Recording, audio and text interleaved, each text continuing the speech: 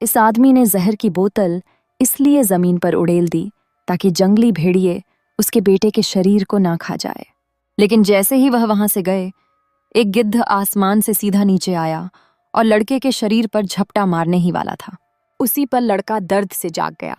उसने गिद्ध को पकड़कर जोर से नीचे खाई में फेंक दिया। तभी उसे समझ आया कि वह असल में एक खाई के किनारे पर पड़ा है। अगर वहीं रुका रहता तो भूखा मर जाता। तो उसने एक पागलपन भरा फैसला लिया। धीरे धीरे खाई से नीचे उतरने की कोशिश करने लगा, लेकिन तभी उसका पैर फिसल गया और वह गिरने ही वाला था। पर किस्मत से उसने एक चट्टान की दरार पकड़ ली। अब वो बीच खाई में लटका हुआ था।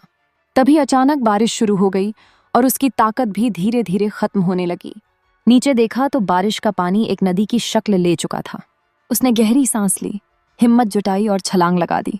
अगली सुबह लड़का जमीन पर होश में आया। उसने अपना दाहिना पैर जूते से बाहर निकाला। पैर बुरी तरह से जख्मी था। उसने एक लकड़ी का डंडा लिया और सिंपल सा स्प्लिंट बना लिया। काफी देर तक चलने के बाद वह फिर से खाई के ऊपर वाली जगह पर पहुंच गया। वहां उसने एक कब्र का पत्थर देखा जो उसके पिता ने उसी के लिए बना दिया था, क्योंकि सबको लगा था कि वह खाई से गिरकर मर गया है। तभी उसने देखा दूर से भेड़ियों का झुंड उसकी तरफ दौड़ रहा है।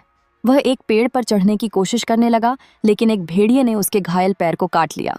लड़के ने झट से चाकू निकाला और भेड़िए पर वार किया।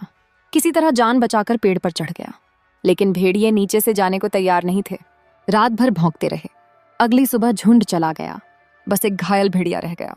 लड़के ने भाला बनाया, उसे मारने की पूरी तैयारी थी। लेकिन जब उसने देखा कि भेड़िया कितना लाचार है तो उसका दिल नहीं माना।